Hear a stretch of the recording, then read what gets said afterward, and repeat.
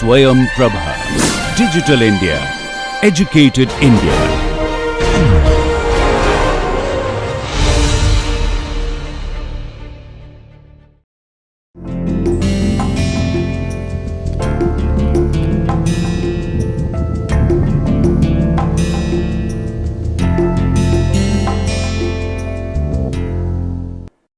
Welcome back. So, in the last lecture we just talked about the consolidation, fundamental of consolidation in soil, and there we have seen and we have discussed what is consolidation and how the consolidation happens in soil, right. So, basically consolidation is nothing but the expulsion of water or the drainage of water through the pore, from the void space of the soil matrix and causing some deformation or the volume change in the soil matrix or the soil deposit. So, in the last lecture we just talked about or we just discussed about this problem. Say suppose you have some sand layer at the top and another sand layer at the bottom, and in between you have the clay layer which is getting sandwiched between these two sand layers and which is having say depth h. So, because sand, you know, from the permeability point of view, the sand is a good draining material, right. I mean that means the water will be passing through the sand deposit very easily, right. So, water basically if you apply the stress on this clay deposit, basically the water will try to drain out through this interface of sand and clay, right, because clay or sand will facilitate the drainage. Now, in this problem basically we applied some external increment of stress, that is delta sigma. So, the some externally applied load or the load intensity is getting applied on top of the sand layer, and the groundwater table is here. So, the clay is completely saturated. So, there is no issue for that. So, we are not considering any partially saturated or unsaturated soil. So, clay is completely saturated. Now, what will happen? So, once you apply the load immediately at T equal to 0, we have seen this is my total stress increase, because total stress increase will be remaining same, because you are not going to change the stress increase during the say process, right. So, delta sigma will be remaining same. So, therefore, your total stress increase will be always same as delta sigma, whereas you will be having some say balance in the pore water pressure built up as well as the effective stress enhancement, right. So, so this at T equal to 0. So, your total stress is delta sigma, and as we have discussed in the last lecture that immediately you apply the load, the whole load will be taken care of by the water or the pore fluid, right, because the drainage is not happening and water is incompressible. So, it will take care of the whole load, because it will not transfer anything to the soil solid. So, therefore, your pore water pressure will be equal to your stress increase, that is delta sigma. So, delta U is equal to delta sigma, whereas your effective stress, right, effective stress delta sigma prime will be 0, because the whole load whatever you have applied externally, the whole load will be taken care of by the water. So, nothing is getting transferred to the soil solid. So, therefore, there is no enhancement or the increase in the effective stress. So, at some time say at T greater than 0 and less than infinity, then slowly what will happen, the water will try to drain out from the clay deposit, because it has got some drainage path through the sand layer at the top as well as the bottom, as I told you. So, the water will try to dissipate or try to drain out from the clay deposit. So, therefore, at greater time, so what will happen, the pore water pressure will be gradually decreasing and the same amount of effective stress will be getting enhanced, right. So, you can see, so you will be getting simply 0 pore water pressure at the interface, because that location is the closest location or the nearest location to the drainage path, right. So, that is why the pore water pressure immediately pore water pressure will be getting dissipated at those locations, right, at top as well as the bottom, and it will be remaining maximum at the middle, because the middle water particle has to move either on towards the top or towards the bottom to drain out from the clay deposit. So, the gradually the pore water pressure will be getting reduced, whereas the same amount of effective stress will be getting increased, right. So, that is the effective stress diagram. So, at T greater than 0 less than infinity. Now, if t is infinite, now you have allowed sufficient time to drain out the water, then what will happen? The total stress increase will be remaining same as I told you, because you are not increasing the externally applied load. So, what will be the pore water pressure? Because at t equal to infinity, the whole whatever water was under pressure. So, that has gone out. So, that has drained out. Okay. So, your pore water pressure will be completely dissipated and pore water pressure will be simply equal to 0. So, now the what will be taking the total stress then? So, whatever stress increment you have given, the whole stress will be taken care of by the soil solid. That means, effective stress will be increased by the same amount. So, your effective stress delta sigma prime is equal to delta sigma. So, this is happening with respect to time. So, as you vary the time, you are getting different phenomena. So, initially the pore water pressure will be the maximum and slowly it will be decreasing and finally it will be becoming 0, whereas you will be getting the reverse trend, that is in the effective stress, that is the effective stress was 0 initially and gradually it will be building up and then finally it will be becoming maximum. I hope that you have understood the phenomena, right. Now, with this concept we can talk more about the consolidation and we will be developing the consolidation equations, expressions and the theory. Okay. Now, one dimensional lab consolidation test. So, first we will see that how we can perform the laboratory experiment to understand the consolidation phenomena in soil. So, this is typical say laboratory experiment setup, that is consolidometer. So, here what we have, you have some ring. So, some metal ring. So, that is this is a cross section, whatever you are seeing on the figure, that is the cross section of the test setup. So, this is the ring. Okay. It will be having all round means say cylindrical say confinement. Okay. The soil specimen will be placed inside the ring. On top of the soil specimen, you will be putting the porous stone to facilitate the drainage, because porous stone will allow the water to come out, but it will not allow the soil particles to dislocate from one place to another place, right. So, the porous stone will be facilitating the drainage. So, now what you will do, you will apply some load, okay, and this whole setup will be completely saturated, that means it will be submerged under water, right. So, now you will be applying some load, externally applied load on top of this porous stone, okay, through some mechanism, loading mechanism, and then you will be observing the deformation. That is, the deformation means because you have the confinement in the lateral direction. So, the soil will be allowed only to deform in the vertical direction. So, the volume change whatever you are considering, that volume change is nothing but equal to the change in depth of soil specimen, because you do not have any change in the diameter. So, diameter is completely confined, the soil specimen will be only deforming in the vertically downward direction, right. So, whatever volume change you are observing in the soil, so that is nothing but equal to the change in height or the depth of the soil specimen, am I right. So, I hope that you have understood the laboratory experiment concept.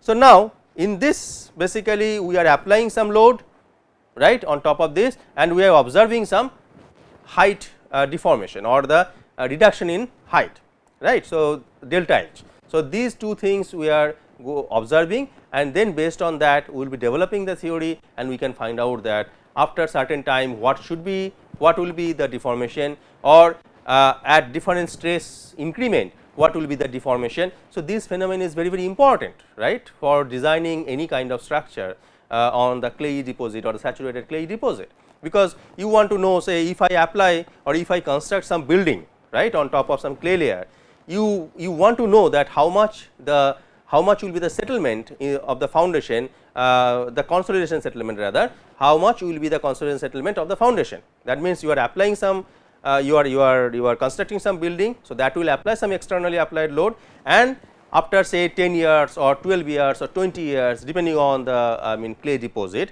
you will be getting some deformation, and that deformation will be solely responsible for the consolidation settlement, right.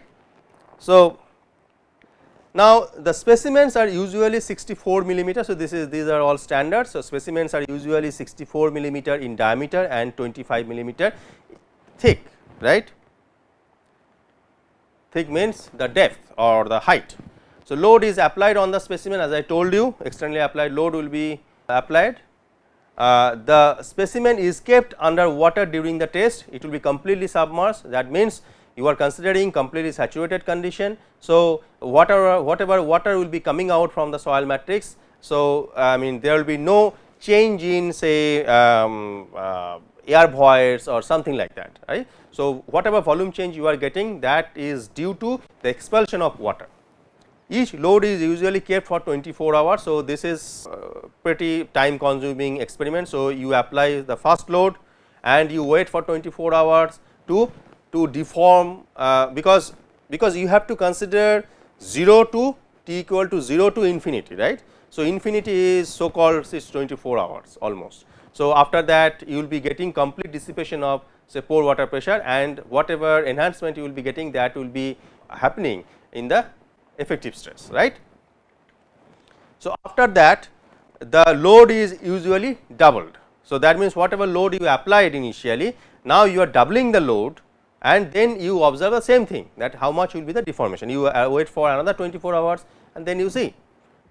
So, now you will be getting a plot like this, this is the time deformation plot.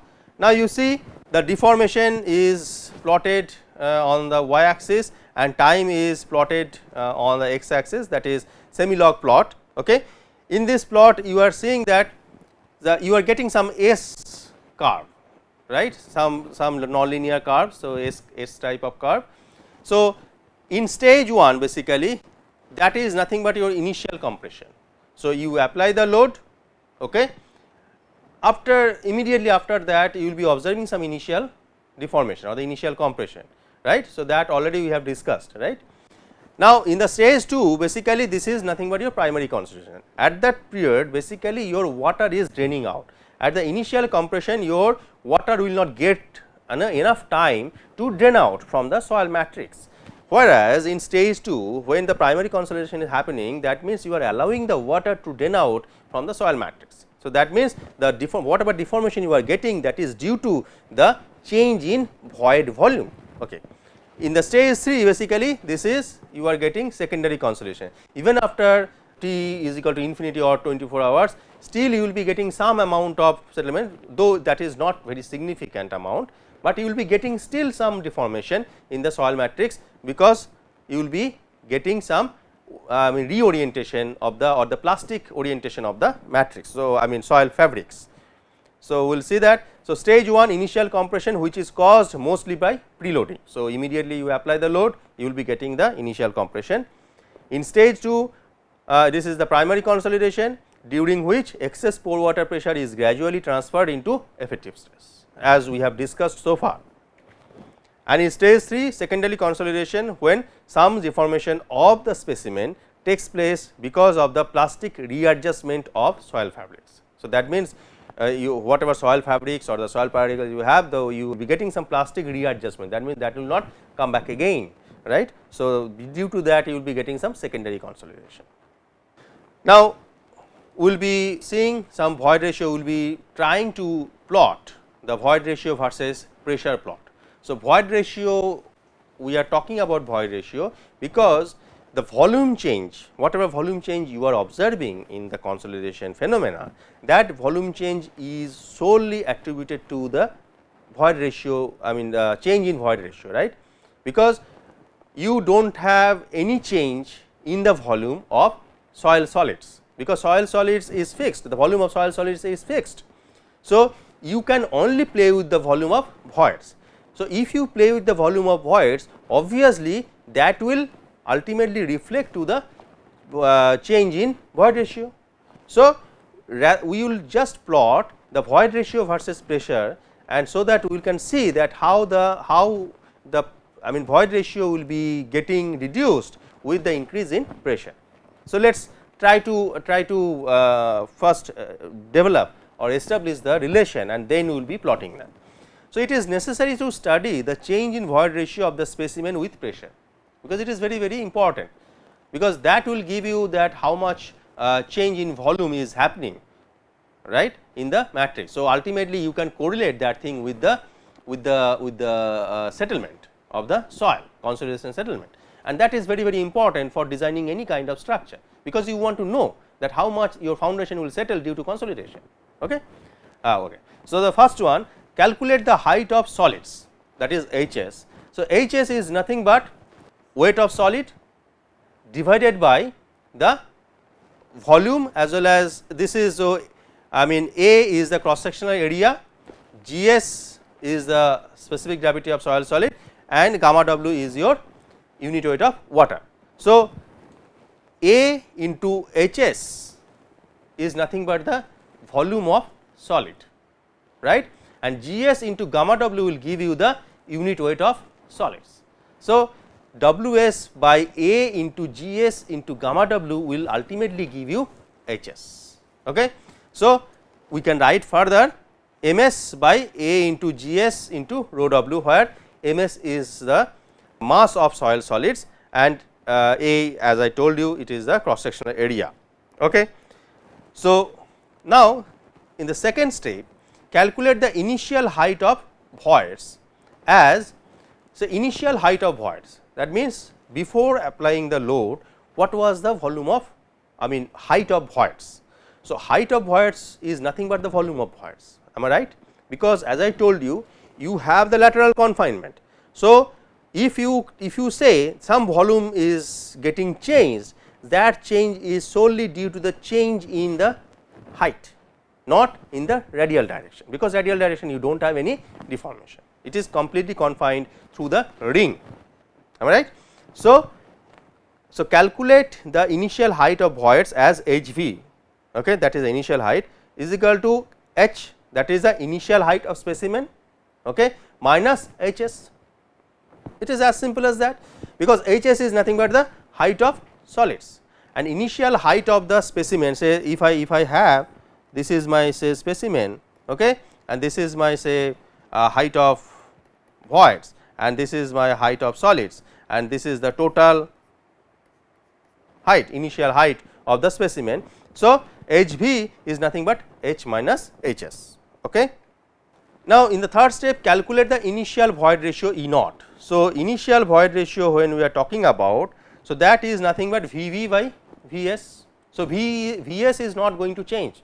So, when you are considering some soil deposit, Vs is not going to change. So, that is the constant part. So, volume of solid you cannot change it.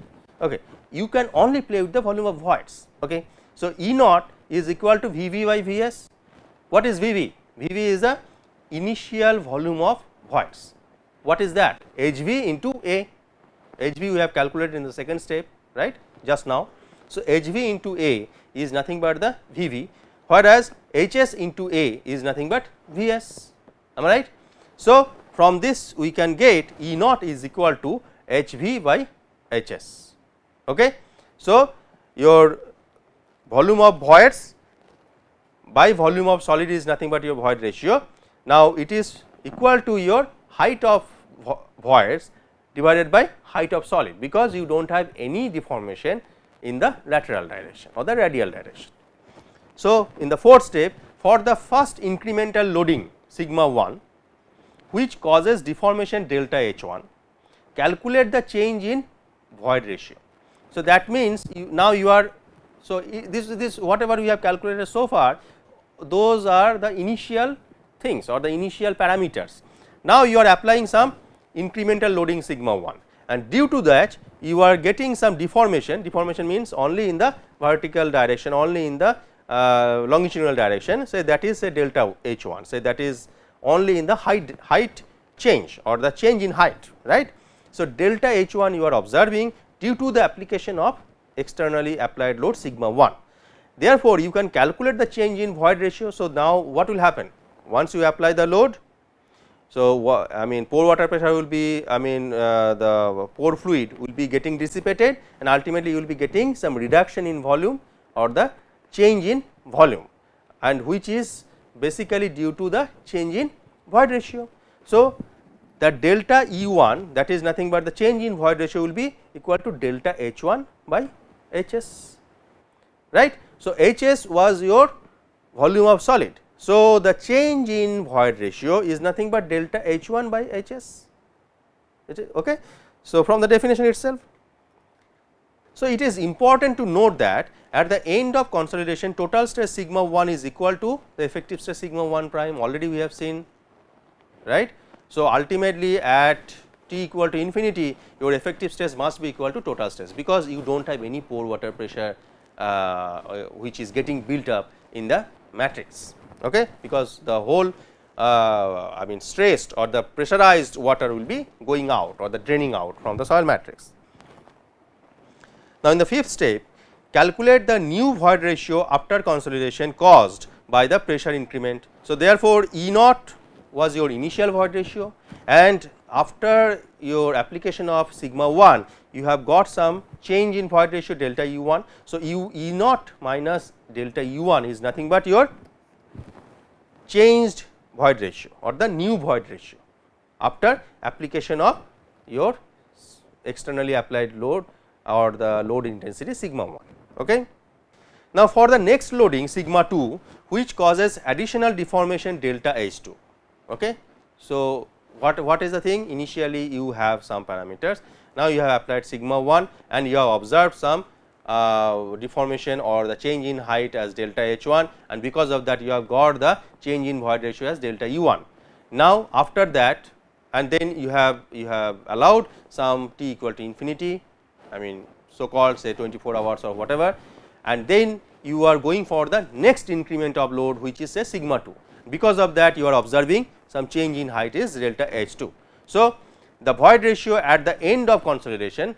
So, every time we are considering end of consolidation means t equal to infinity, that means starting point is 0, t equal to 0, and gradually pore water pressure will be getting dissipated and you will be reaching where your total stress is equal to effective stress, that condition we are considering. Okay. So, the void ratio at the end of consolidation will be E 2 is nothing but what was the initial void ratio before starting of the second cycle, E 1, right. So, E 1 minus delta H 2 by H s, that is nothing but your delta E 2, am I right. So, E 2 is equal to E 1 minus delta H 2 by H s. Now, at this time sigma 2 equal to sigma 2 prime, it is obvious, right, we are considering at the end of consolidation, that means the total stress is getting converted to the effective stress and the pore water pressure is simply equal to 0 because of the draining out of the water. Now, the effective stress sigma prime and the corresponding E at the end of consolidation are plotted on semi log graph paper. Okay. So, what we are getting? We are getting the a range of or a bunch of say sigma prime, that is the effective stress. So, we are going on increasing the effective stress. So, effective stress is nothing but the total stress, because at the end of the consolidation we are considering the pore water pressure is 0. So, we are increasing the effective stress, and because of the increase in the effective stress we are getting some decrease in the void ratio. So, we can get a bunch of void ratio values and a bunch of and corresponding a bunch of pressure values or the effective stress values, and then we can plot that thing in a semi log plot. So, I will stop here today. So, in the next lecture we will be continuing this thing. I hope you are enjoying this thing, because this chapter is very important and very say fundamental concept is required to understand this thing. So, please be careful when you will be talking about different parameters and when you will be defining different parameters, try to understand each and every concept. Okay. So, thank you very much, I will stop here today.